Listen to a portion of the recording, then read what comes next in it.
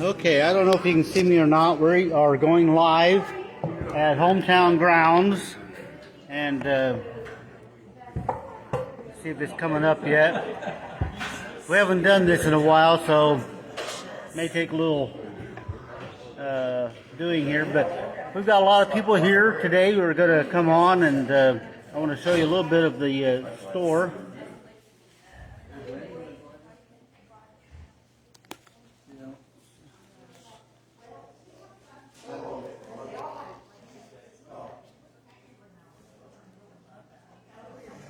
Can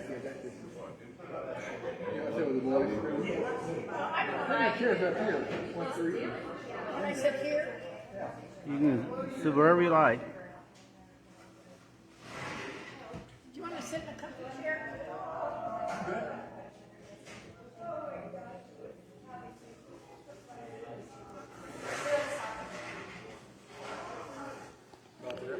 I'm about to, so there's Mike. You'll be able to read the comments right down here, so you may have to.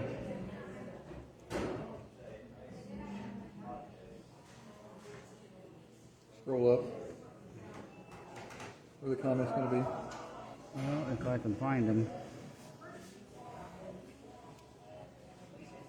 Now you got to come up here, girls. Aren't you guys coming up? You guys are going over there. They'll Up be here. Up here. And get a chair. Get another chair on the side for Lynn.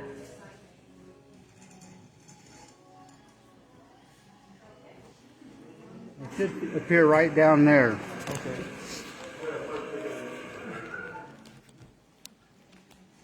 Alan, you can sit. We're still figuring this out, so Well, so far it looks like a real fine scene. let us know in the comments if we need to speak up. Anyway, we're at Hometown Grounds in downtown Tuscola. I'm David Porter. I'm here with Mike Carroll. Bill couldn't make it today. Now the mass transit broke down in Parkview. You may have to speak up a little bit. Mike, it's almost good to see you. I mean, it's always good to see you. Bill, the mass transit broke down in Parkview. Bill couldn't make it. I think he had a golf meet. So we got. Oh, okay. Who else you got here with you, Mike? You got to introduce. Well, over there's Lynn Kohlbecker. There's the owner. There's the owner. And there's a couple of my classmates over there. Ruby and Midge. Alan Mishner and Bob Taylor. Alan Mishner, Bob Taylor, they're going to come on. Live. We've got the Shoemakers. Going to talk a little bit about the Hall of Fame. We've got. Well, is this the Hall of Fame corner? No. Might be. Lynn? Becky? Lynn, are you going to be Lynn? Are you coming in? Yeah, I want my daughter. So, anyway, You got complete control, Dave? no, I don't have control. I'm going to hang loose just a second. I'm going to just show a little bit of the shop. We've got some customers over here who's going to help us out. Yeah. And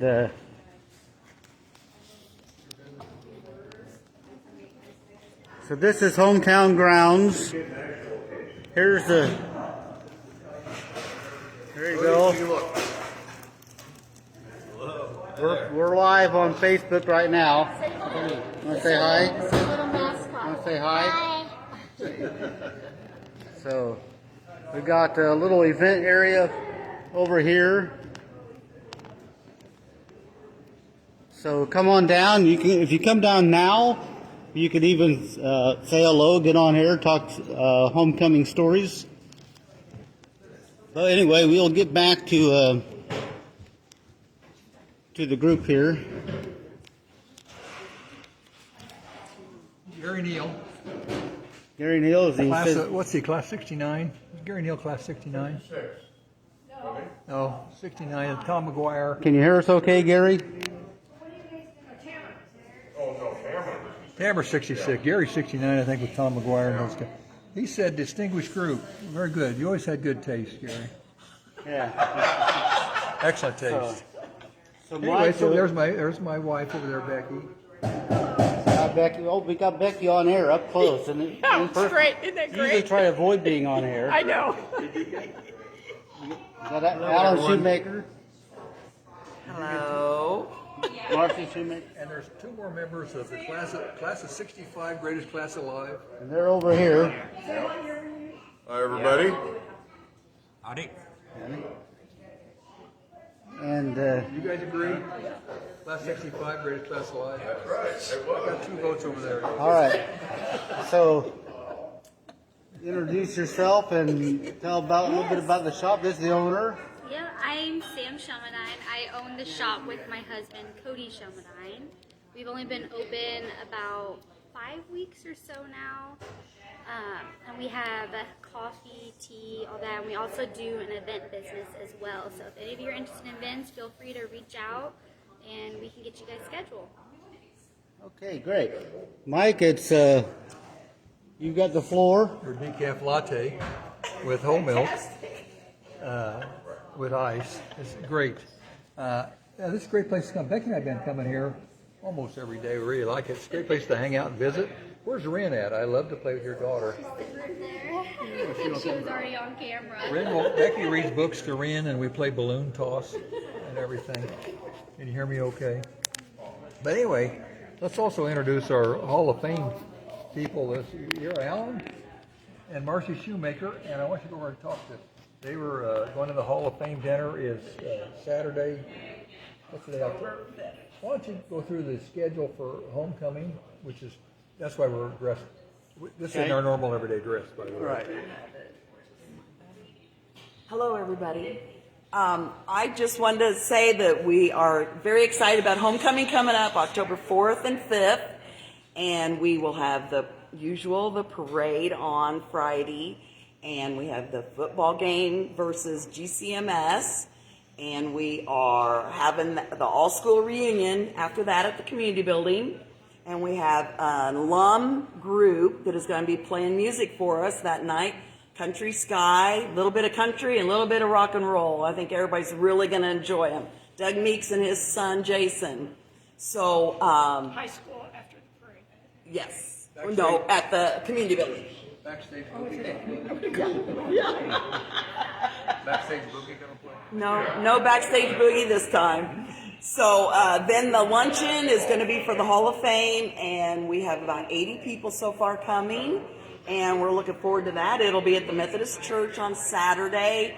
We start about 11:15. We like to get everybody there and seated and on time and everything, and so we're looking forward to that. But do you have anything else you want? Well, I also wanted to say that we're class of 74 with Lynn. And so we're real excited because this is our 50th. Yay! So Marcy has a good radio voice, and this is her husband Alan. He's got a face for radio. So Marcy's got the voice, Alan's got the face. There you go. So you got anything to add, Alan? Oh no, the boss covered it all pretty Right. well. You know, you didn't mention the library reception Right. that we have after the parade, and with the new school that we have for those coming to town, I think you'll find it pretty impressive what the school looks like now. They did a major renovation, Yeah. so we're looking forward to sharing that too. Yeah, check out the theater, especially. Yes. Yep. We will be doing tours of the school so everybody can see what it looks like. So it's really going to be an eye-opener for everybody. Okay. So David, their class of 74, along with your class of 83, is one of the top 10 classes in Tuscola. Yeah. What's the top class in Tuscola? We know what's top 55. Okay, the audience is pretty much. Oh, there's 74. the audio. 65 is the greatest class alive.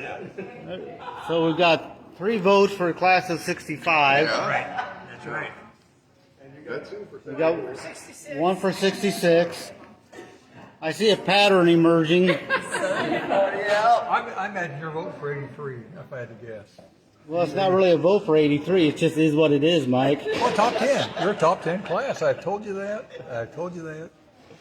But Cody was, Sam's husband was a really good athlete back in played for Winky. What year was that? He graduated in 2012 or 2011. I graduated in 2012. He scored our only touchdown that game, I think. I think you're right. At the state game. Yeah. Wind's blowing about 40 miles an hour. Wind's blowing 40 miles an hour, and Winky threw the ball as far as he could, and it's short. And Cody actually came backwards and caught it.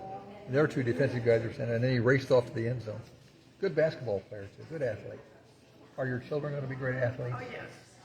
I don't know. I don't know. We'll see. Our oldest is more into dance right now. So Well, we see. need football players. We don't need dance. Well, this is a boy. I'm just so kidding. maybe.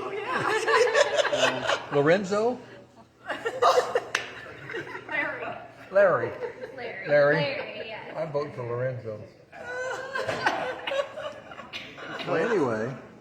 Well, anyway, tell us some homecoming stories. David wants to hear homecoming stories. From your past, right? Okay.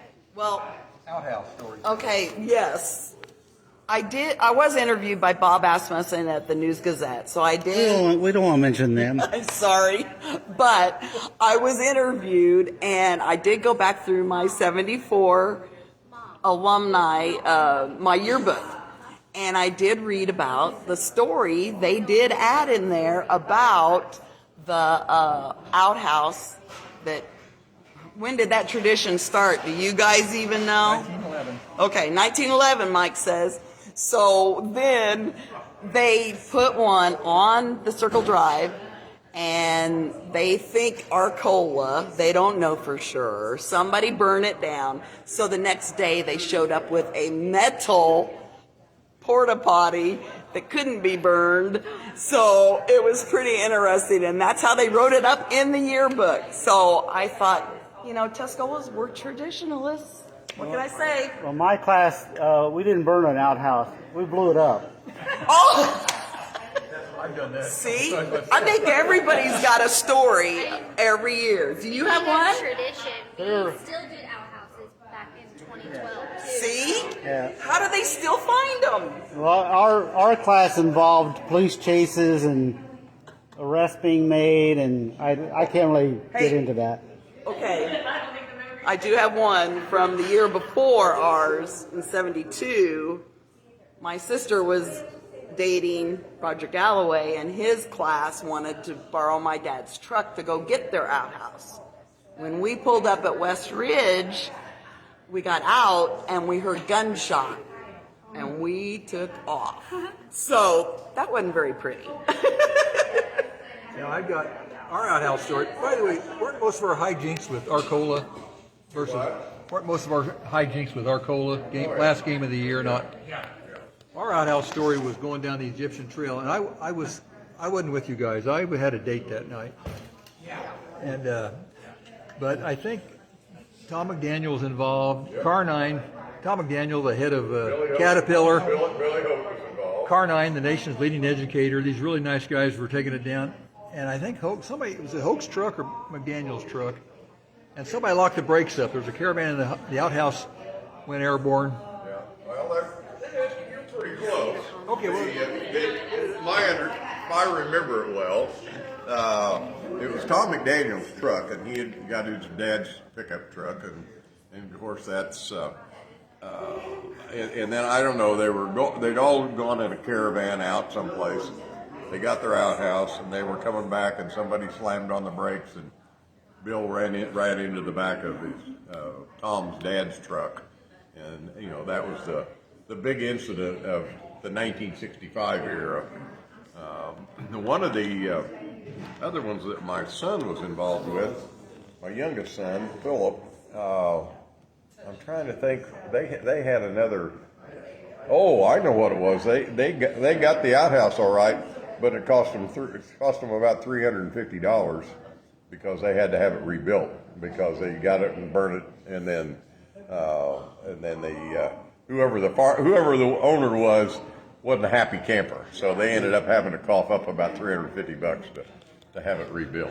My younger brother's class stole their outhouse from a church in Parkville, I think, and but they all had to go to church. That was their penance. Yeah. has anybody ever imagined at 3 a.m. morning. Edna wants to go out to the outhouse in the dark, and she falls into a hole in the ground. I mean, there's nothing there. I wonder, there's not many outhouses left in Douglas County. I don't know why. I know it's been a problem for me. So anyway, Gary Neal said the top class of 69 will be celebrating their 55th. I would say 69's top 12 class. Would you guys agree? It's in the top 90. I mean, they're too much younger. I didn't know. They get out of the 3 or 4 year range. I didn't know. Tom McGuire and Ulrich. Yeah. We had Denny in our class. It's in the top 95 percentile. Well, I did graduate in the top 95% of my law school class. Yeah. I actually had funny resumes made up that said graduated top 95%. I would show them to people and they go, "Wow, top 95%." I said, "Yeah." Here's something I just wanted to bring real quick. I collect old annuals. This is, I think, interesting. It may not be. This is 1924. Didn't your dad was 26, 26? My dad was 26. 26, yeah. I have his annual. Yeah, he was a freshman here in this book. Tack Green was in Tack. here. Kenny Huber. Kenny, I remember, was a little bit older than my dad, but I'm trying to think of some of the other people that I do remember. My dad was a good friend of Tack Green's. Another guy in there by the name of Weldon Hackett. It was Caesar Green. Was that his brother? Who? Caesar Green, class 24, played football. No, Caesar is Tack. No, this is a different guy. I always thought that was what Tack's name was Caesar.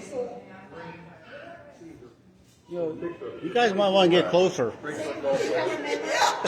In fact, I wrote a history of Tuscola football book, and I've got Alan's dad Frank gave me a quote about Cecil Green. They used to wear these just little bitty leather things like a glove over their head, and whenever Cecil got mad, he would take his helmet off, throw it to the sidelines. Their team started to shake because he's mad. Here's this from 1924, alumni banquet. Amidst the draping of old gold and black, the alumni of dear old TCHS gathered in 1923 in the basement of the Methodist Church. They had over 130 people. The oldest class member was 1877, and they gave. They had a banquet. They had, in case you want to know, fruit cocktail, baked chicken, mashed potatoes, French peas, hot roast fruit salad. Then the last course was black and gold ice cream. Black and gold ice cream. And then they said they had Toastmasters. One of the Toastmasters was Harriet Sluss, who graduated in 1910, taught for 50 years, taught us Latin. She taught my dad, who graduated in 1926. She taught him in first grade, and she also taught me. I think was her last year. Her last year was 65. But yeah. And this went on to say,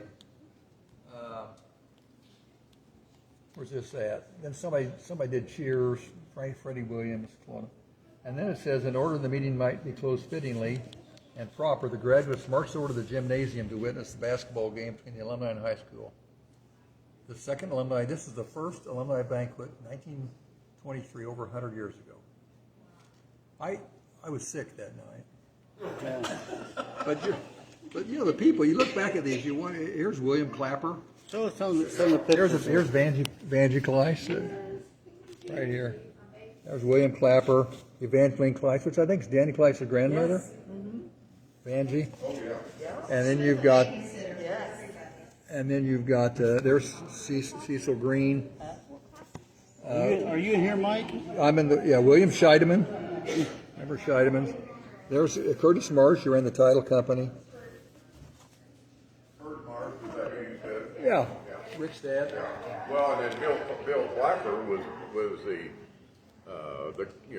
original Clapper house out on the Hayes Road in 45. I mean, Bill built that years ago, brand new, and then the family has kept it over all these years. Stout Reader, Vic Ross, Horace Hackett. So a lot of Tuscola goes back to multi-generational families. There's Vic Ross, Stout Reader. Look how great they used to do these yearbooks. Ren, what are you doing? Becky, read the Ren so we can show that. Oh, you want to see your mommy? There's Ren. Hi, Ren. Ren, what was your homecoming like?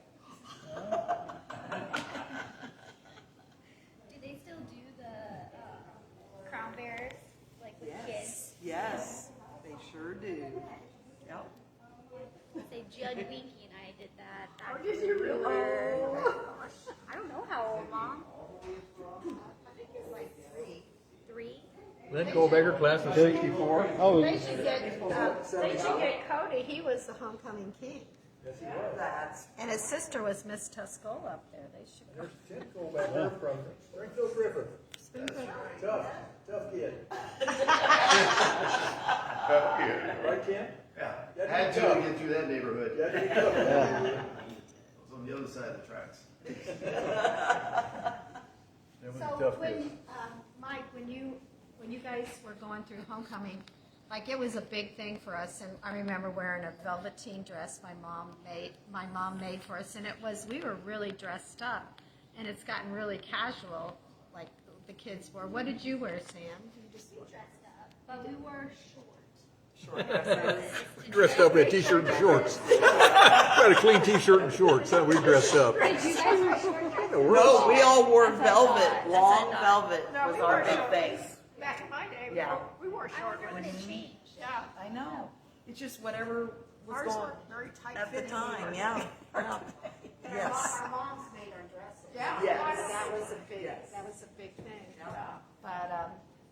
But I didn't make your dress though.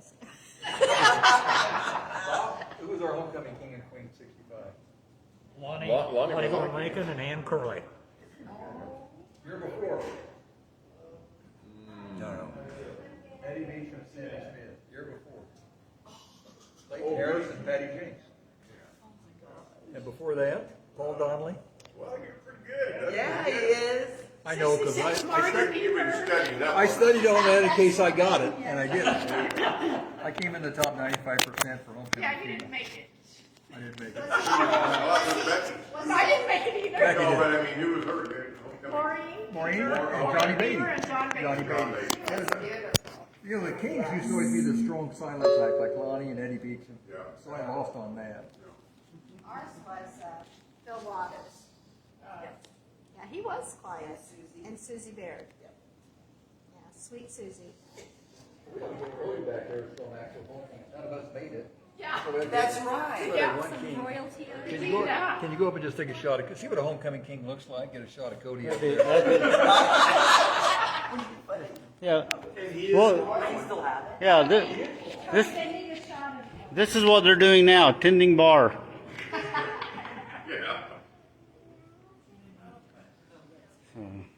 The other thing we used to do, class of 62, I think, this is all Arcola. I mean, that was class of 62 fed the chickens X-Lax and let them loose in Arcola High School. Carnine was the instigator of that. And then I think Arcola, Bill Blackwell told me they poured butyric acid in our hallways. And school was closed one day. Then we burned an A on their field and wound up killing all the grass one year. Yeah. It was a lot of fun. There you go.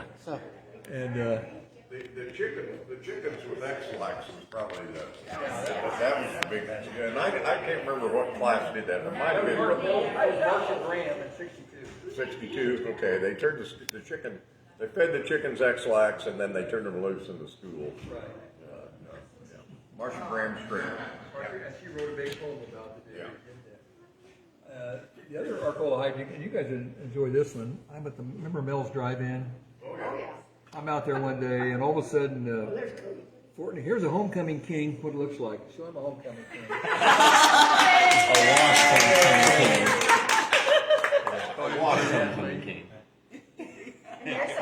I just told him you scored the only touchdown in the state championship. Tuscola sitting up there. Is that Miss Tuscola? 2007 Miss Tuscola. And we asked her to tell a story about her homecoming. She goes, she didn't think we'd want to hear the story. They knew our class. They were wild. Cody, they just told one of their stories. They fed the chickens X-Lax. What did you say? Let him loose in Arcola High School. Did you say that was was Doug Carnine? No, that was 62. That was Marsha Graham. Oh, The one with Carnine that I'm thinking of was where we got some chickens that died in purple, and then you were probably playing football, I wasn't. But we turned the chickens loose on the field at halftime, and, but they were white chickens and then they'd been dyed purple. Well, I remember being involved in that a little bit because it was out at Carnine's house, and we had to, I don't remember where we had got the chickens, but we had to make the coloring up, the purple coloring up so we could dye them. We got Carnine coloring chickens and transporting down houses, and he wound up being President Bush's education advisor. That's right. and he's also in our Hall of Fame. In our Hall of Fame. The one I remember See what it takes? my senior year, my two buddies will remember this. My senior year at Mel's one day, and I'm sitting there, and I wasn't a fighter, you know, but Fortney pulls up in his 54 Chevy, or is that white and blue, and Gibson's there, and Durnell's there, and they said, "Get in, Carroll." And so you don't say no to Fortney, Gibson, Durnell, right? Yeah. I said, "What are you guys doing?" Arcola was coming down in a caravan down the Egyptian Trail. I said, "They're coming down to tear us up. We're going to go get them." I said, "Us four?" I said, "Yeah." They took off down the Egyptian Trail and got out there about Hillcrest and put the brights on. Those three guys jumped out. The Arcola guys just went in the ditch, backed up. They just ran, all of them. I, of course, guarded the car. So somebody could steal that car. But if you saw Fortney, Gibson, Durnell running at you, what would you do? Yeah. All big boys. Oh, they were big boys. We didn't mess with them. Bobby, you got some stories. Nothing about Arthur. Well, that's the only one I could think of that you were involved with. Yeah. We drove to Arthur one time. We both had dates, and I don't know what it was, but they closed the highways. But we had a date. We were told not to leave We were told not to leave town. They closed the highways, but somehow we made it to Arthur at 10 mile an hour on solid ice. Yeah. Got back at 1 o'clock. My mom's sitting on the couch. I told Mike, I said, "You can spend the night." We walk in and Mom goes, "What are you doing here?" "You can go home. I'll talk to your mom tomorrow." We knew we were in trouble. Yeah, Mike and I we go back. This is pre-high school. Fifth or sixth grade. I can't remember which, but I think it was Mike's dad had taken us to Mattoon to the skating rink, which Bob and I can attest the skating rink is still open and functional.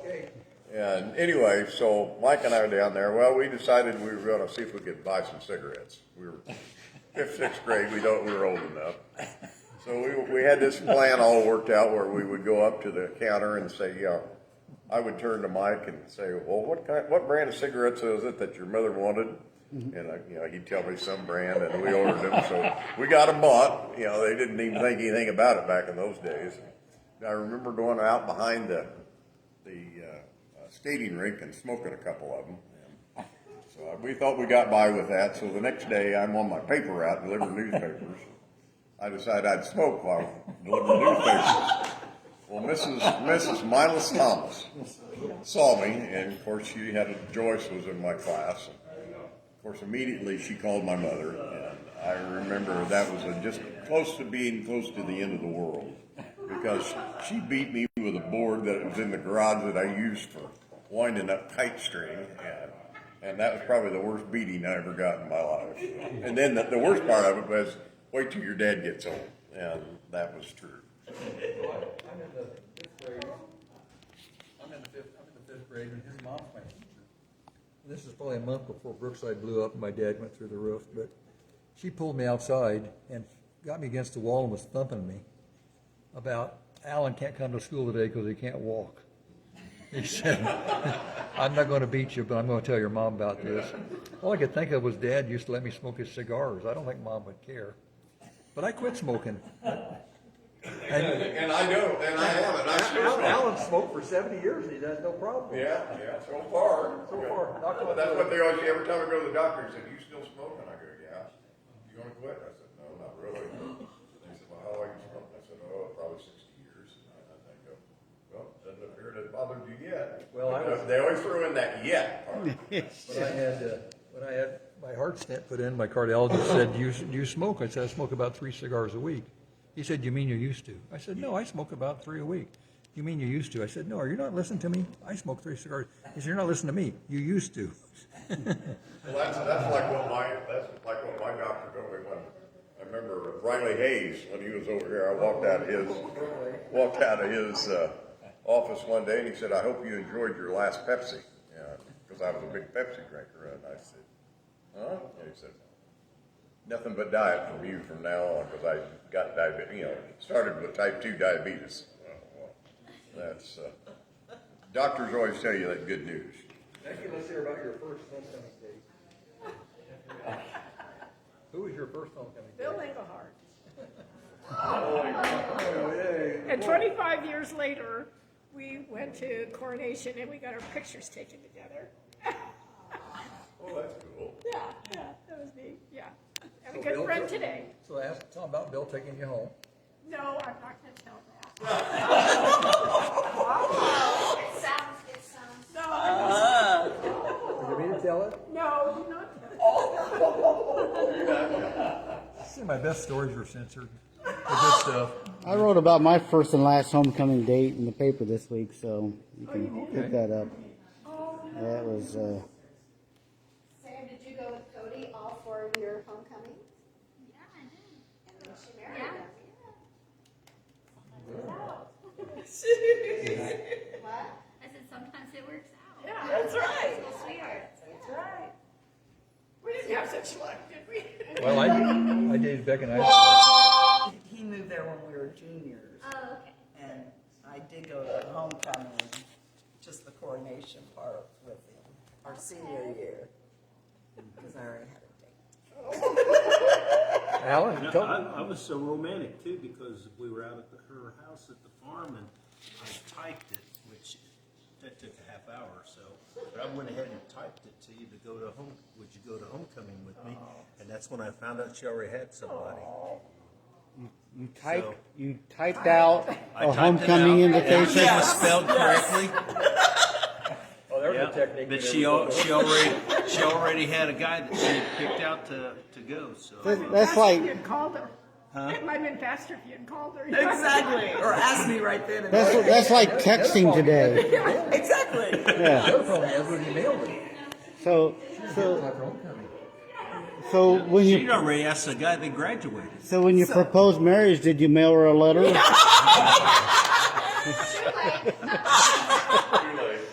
No, what we did was we were driving down I-57, and I had the ring with me, and I was right past the Pasodum exit, and I reached back in the back and got that ring case and gave it to her as we're driving down the highway, and we went to the round barn. Yeah, well, this way I can at least pushed her out if she was this. Yeah. But yeah, so I don't even remember if she answered yes or not. But Well, she must have. It's obvious. yeah. But I recreated that incident when, was it our 25th wedding anniversary? I think it was our 25th. I got him a ring, and I did the same thing in the same spot. And there it is. Now that's romantic. Yeah. Yeah. See, that's romantic. See, you girls, you all team up. Yeah, my first marriage was not as romantic. She was hinting around that she wanted to get married, and so I said, "Are you wanting to get married?" And she took that as a proposal. So I was stuck. Lynn, how did you meet somebody from Springfield Griffin? I was engaged to my French professor at the time. Oh, I've heard about those things. And Hold, wait, back up. Shut the back door. I bet you got an A. no, he gave me a B. But I was dating. Well, we don't want to know what he gave you. Okay. So I was dating him, and I was engaged, and I went up with my girlfriends because back in those days, everybody just didn't drive to Champaign. So I went up with Rhonda Daly and I think Janice Dick. We drove up there, and they dropped me off at his place so I could visit him. And at the end of the night, they dropped me back to Chances Are where they were at, and they weren't ready to leave, but I was ready to leave. And so it was Bill Anderson and Tim were standing there watching the girls dance, and so I struck up a conversation, and I said I need somebody to play with for tennis. Like I played tennis at the time, I need somebody to be the mixed doubles, and he said he would. And that was all. From that, it was hard. Rest of the story. So was love? He went into the seminary. Well, he should. Yeah, but he didn't stay. He graduated from U of I because he was actually a TA. And when he finished, he went to the seminary for about a year. But then he's not in the seminary. So since you asked him for a tennis date, was it love at first sight? Yes, it was. It was. We actually did well in the tournament too. Yes. Yeah. I think we got to the finals of that one. So were you in Tuscola by then? What year did the? That might have been, my dad moved here the summer I graduated high school, so it was 72. Okay. That was probably the next year or something. Okay. He was very disappointed because that's hard. Well, I was just here during the summers while I was in college. Yeah. Okay. Really didn't know anybody. Ended up making friends with Bill Anderson, and we would go to bars in Champaign and drive around town. That was it. Played a lot of sports. You played with. That's back when everybody was playing ball at the park. You played with Phil Yeah, almost Waters, every night. Phil Waters and Steve Sanderson, right? Oh yeah. Rudy. You mentioned that. I drove through the park Wednesday about 5:30. I couldn't believe how many people were out there. You had JFL going on. You had a soccer game going on.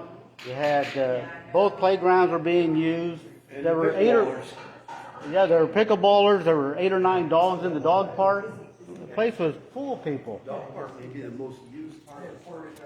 Oh, yeah, it was busy. What year was it you guys were in Korea? 78 to 80. I had been over, I remember when you guys were That over. was our honeymoon. That was your honeymoon, yeah. We got married in 78. Well, wasn't that Peace Corps? Weren't you guys in the Peace Corps or something? Yes. Like that? Yes. Yeah. And he says, don't tell anybody I didn't take you anywhere. That's right. Halfway around the world, huh? Yeah. Yeah. Well, Asia was born over there, wasn't she? Jesse was. He's the oldest. I'm getting tangled up in cords. Were you in the Air Force, Mitch? I was in the Army. Army? Yeah. There you go. Yeah, I was drafted shortly after I got out of SAU, like the next month. Made a dumb mistake, got married right after that, and left within 3 weeks. That marriage did not work out. And so after I got home, we ended up divorced. I then later remarried Marilyn, and we were married for 40 years before she passed away. But Your first wife go to the seminary? yeah, she's a commercial artist, so she wasn't in a cemetery. She still lives down in Edwardsville, Illinois. She didn't go to the seminary. She went to the cemetery. Not really. In fact, we didn't communicate for 45 years. That's a formula for a good marriage. Yeah, but then, I don't know, we through a mutual friend, we sort of reconnected just a couple of times on Facebook or something, and then that was it, but we haven't stayed in contact. Bob, how's the basketball team going to be this year? Could be pretty good.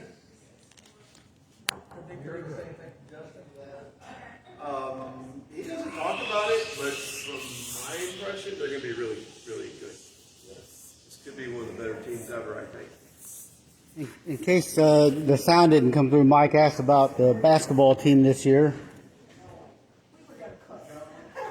So let's talk about the Hall of Fame inductees for a second. Super high school pictures. We got got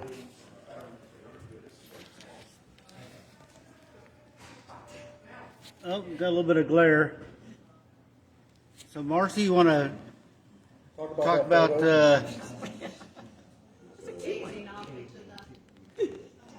Starry gaze. Exactly. so these are the 3 inductees. Marcy's parents were Tuscola graduates. Yeah.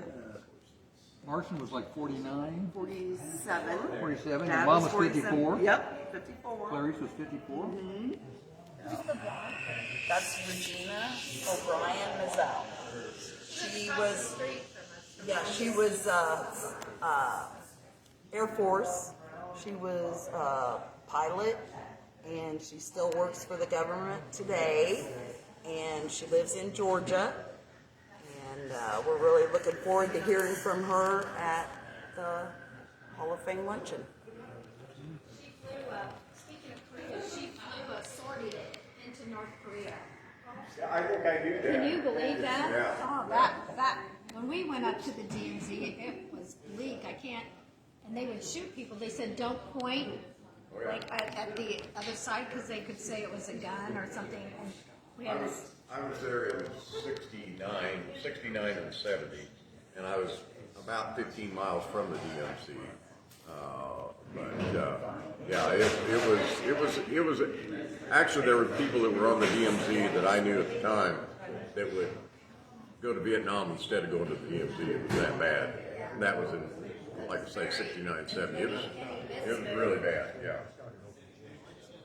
Mitch, do you remember who you took to homecoming in high school? Well, I'm sure it was Janie Furco. That's what I was going to guess. Because she and I were together from the time she was about a freshman until I think she was I think she was a senior. I was out of school by then. But yeah, I remember the day she died, or I heard about the day she died. I was in basic training, and I was cleaning. It was the only time I ever had to pull KP duty in basic training, and I was cleaning garbage cans. And I was out there by myself most of the time. But I had gotten a letter or a note or something that Jane had been killed in a car accident. I cried the whole day because she was, you know, we were not only boyfriend, girlfriend, you know, and I'm sure it was my first love, but the fact that we grew up, we didn't just date, we grew up together because we went all those years through school. But yeah, she was quite a character. Well, I lived across the street from her. That's right. And I remember in the 8th grade, 7th, 8th grade, Larry Bunny and I would be over there with Janie and Nuccio. Who's the youngest Nuccio? Well, Susan? Susan was the youngest. Barb was a year older than us. Barbara, Susan and Jane, and so they had a thing where they would chase each other and kiss each other, and Larry took off, and I stood there, and they both ran after Larry. I was never good at it. Bobby, who'd you, Kathy Wade, take the homecoming? Yeah, just that 1 year. 1 year, well.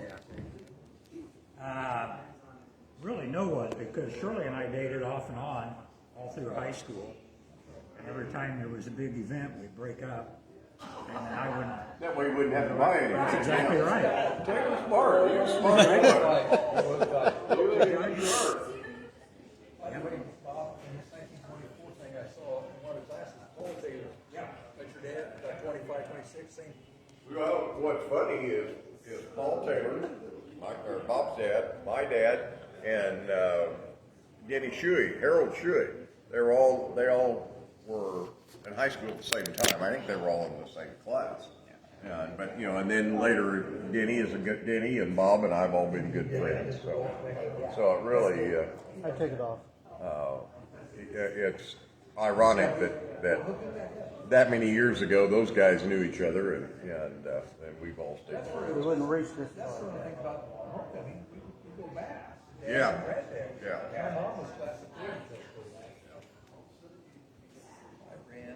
So how many people were in your class? 104. We were started with. I don't know who we graduated. We were the first wave of the baby boomers. Baby boomers started in 46. The class before us had about 70 people, but we had 104. And Tuscola High School got over 500 people at one time in the 70s. And I remember when it got down to 290, they were talking about being out of room. How did we decline so much? How did we decline so much? I think I had like 60. Well, I think we ended up with 110 when you counted the fifth-year seniors. So there were a lot of those. In the class of 82, a lot of them didn't make it in 82. We all made it, I think. 83 was all They right. didn't want us back. I heard Coach Romine tell a story at Rotary the other day, and it's scary. he's got I can't remember what grade, he had a fourth grader, let's say, and they only have 32 in their class. And I'm going, so that's telling you sort of the trend of where our school is going, you know, and it's mainly because we don't have any jobs, you know, so the younger people are having to move away for jobs, and they don't have any, so we don't have any babies coming on. All the churches are the same way. Families are smaller. The families are smaller, churches are the same way, the churches are decreasing because you don't have a lot of young people coming. So. That's Linda P. Linda P, you could be on TV right here. She probably went to homecoming. I did, there was, in our pickleball scuttlebutt, remember, Becky, in our pickleball thing, people were saying that it decreased so much. So I asked Justin, I said, there's a big worry that the student population has decreased, and he said that's not, like you will have classes that are 30 or something, but he said for the most part it's 60 or 70. Because he said they have a class in the high school that's 90. And so he says it kind of evens out. He says, and I remember that growing up, there were some classes that were smaller and then some classes that were We've always been about 295 for the last 10 years now. Right, it's just barely under 3. We got to hurry up and get Lorenzo here.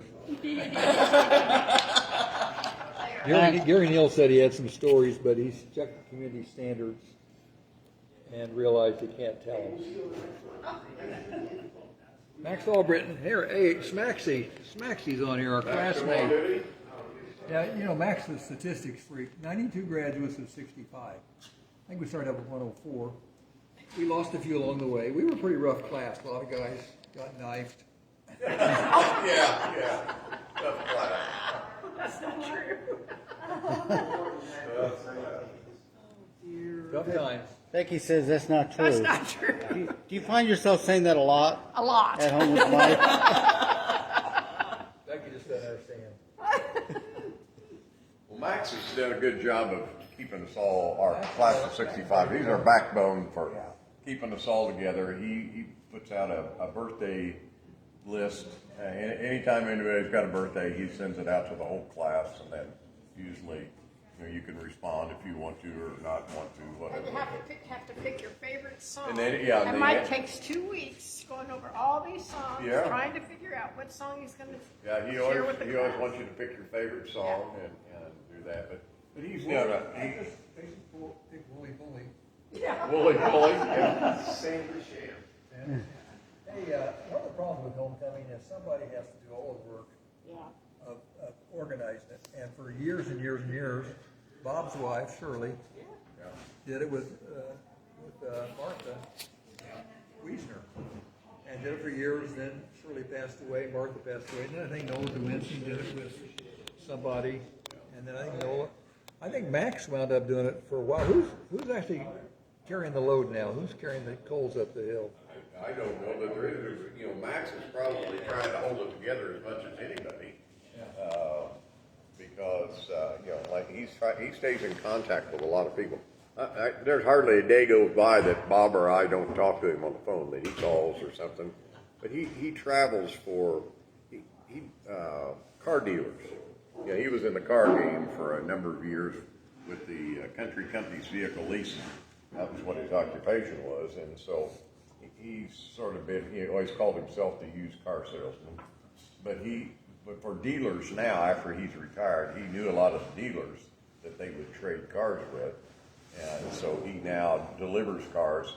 He called me the other day. He was going to someplace in northern Indiana to make a dealer trade where they take one car. Somebody didn't like that color, so they Our class has Max set up I call it email scrum. Everybody's on the email. Yeah. Hits a button, and all of us get it, and then we all jump in. I usually jump in and say something inappropriate, hurt somebody's feelings, so I kind of try and stay out of it. But Max has worked hard. Our class is down about 30%, about passed away, 25. Yeah, it's more than you think. I know he's got the list because. He'll give it to Max. Yeah. Max. Yeah, 1% of our class has passed away. Yeah, I think the last reunion, there was like 13. Was there? There may be 25 now, because since then there's been a lot. But you know, Jim Wright sent me a email the other day that was cute about the 1%ers. And you know, if you are 77 years old, you are in the 1% of the still surviving on the planet. So there's very few people live past age 77. So we're actually very valuable. So we're very valuable, and that's what I've always known that we were. That's why we're the greatest class alive. There you go. See where I get this, David? You know, Everybody 65 believes this. not every aged bottle of wine has is fit to drink. That burger cheese gets better with age. I wrote one time that the women had aged like fine wine, the guys like bad cheese. So, Mitch, we're going to have a 60-year reunion next year. I haven't heard anything about it. You know, if probably if Max has anything to say about it, we will. But we had probably a really good 50-year reunion. We had a really good crowd. How about our 40-year? We had The 40-year was also a good one because we had it with class of 66 and the class of 64, which we knew, you know, you normally knew the class ahead of you and the class behind you, so that was one of the best reunions we ever had. Only the greatest class alive when you think of it.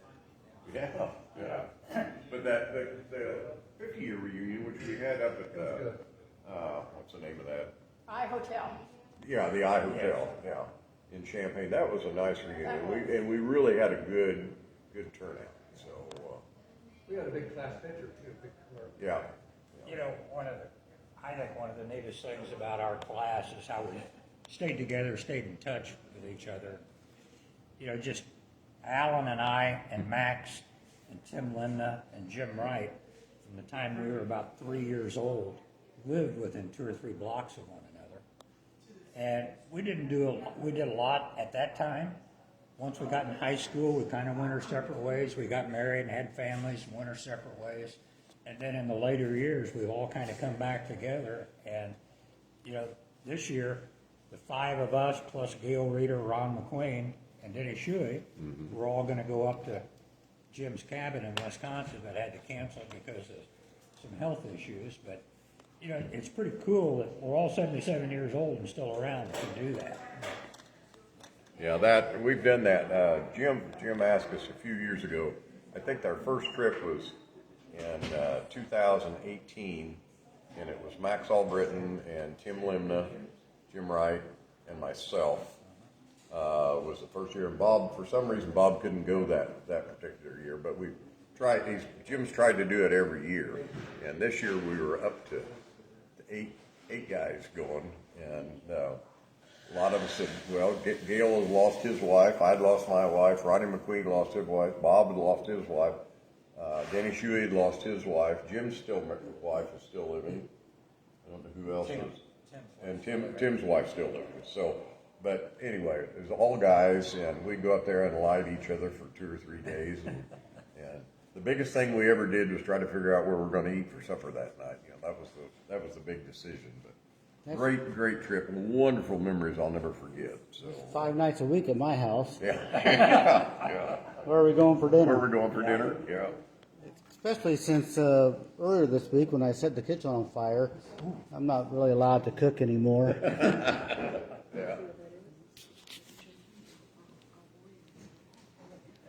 Here we got to get a shot of her Yeah, pen. you got to get a shot of my pins.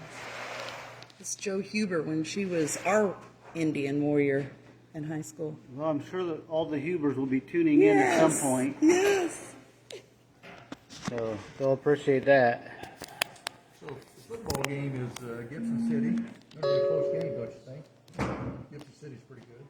Alan's a football player. Yeah. Now, I always thought you were the fighter, but that was your brother, right? Pardon me? Your brother was the fighter, right? Not you. He always said, doesn't anybody want to fight in this town? He always said one time. I don't know what he did. We're just glad they came from Lafayette when they Yeah, did. your dad was, I love your dad. He loved talking to you too. He's a great guy. He looked like he's a professional football player. He looked like he could really carry up back in his day. Well, Mike, we probably ought to wrap up. Yeah, they're pouring in for some reason. So they're going to start vacuuming the floors pretty soon. How you doing? Well, oh look, there's Kathy. Kathy Moody, Kathy Jeff. Kathy, were you homecoming queen? What was your favorite homecoming story? I was a candidate, but it was not a home. Oh, okay. Neither was I. Me either. Alan either. Got up there. That's right. That's right. Do you have a good homecoming story to share? I don't. Especially if it's part of something that's going out to everyone. No, this is just filming for posterity. Just us and 30 million other people. Colin was my Date or escort. Yeah. Was Dennis your date in high school? I started dating Dennis when I was 14. Oh boy. Oh, yes. Oh boy. I know, right? Boy. My sister Carrie. Yeah. She and I talked about that. Yes, we did. All right. We're going to hang on just a second. We're going to wrap up. Any last thoughts? No, it's fun. It's fun. So We'll try to do it again. Try to give as much input as we can. that'd be great. Really enjoyed having you. So we've got I see you at homecoming. any last thoughts? Any trivia? Anything? Any wrap up, Mike? Well, that can go forever. That's right. Always a warrior. Let me pan around one more time, It'll be fun. and then as usual, we'll give Mike the last word. Well, I think Alan's, along with Randy Bergeson's, our only Lafayette guy in town, right? So is that an honor? Well, who Williams? Oh, Nick Williams and his parents. I mean, they have their business over there. Yes. My last comment are that Marcy and Alan started this. We've always had homecoming, but we've never had all the classes coming back for homecoming. Right. And they started that some years ago, and it's just amazing how many classes come back. You can't get, if your class tries to rent a restaurant or a hotel, they're full, and they go up to Champaign. So it's been a great tradition for how many years? 16. 16 years. Keeps growing. Keeps growing. Well, I think the older you get, the more you appreciate it. And That's true. And I always noticed that, when I used to do photography for class reunions, the older the class, the more photos I sold. If you've only been out of school 5 years, you don't really care that much. But if you've been out of school 50 years, everybody wants that picture. Because you don't know how many are not going to be in the next. you always want that final picture, yes. Yeah. Well, so I'm glad Mitch and Bob came down. We've been Englehart and I have been trying to get him on the program for years. We have been trying to get them on.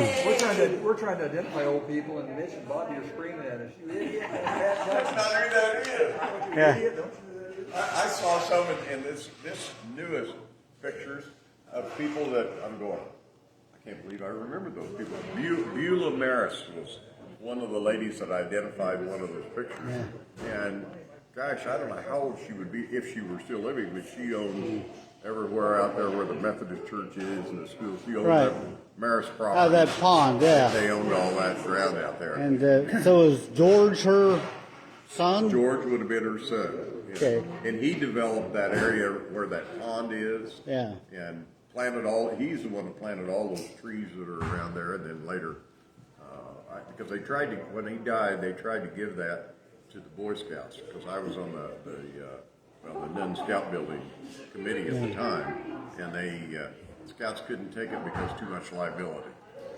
It's sad. Didn't he live, I think, where Doc Maddox built his Right next door. shop Right next door? That was his mother's house. Because I met him, I was going to the library. He used to help me with my history projects. Yeah. And then he gave me a fishing pass to the pond. Yes, yeah. Which was highly coveted at the time. It was highly coveted, yeah.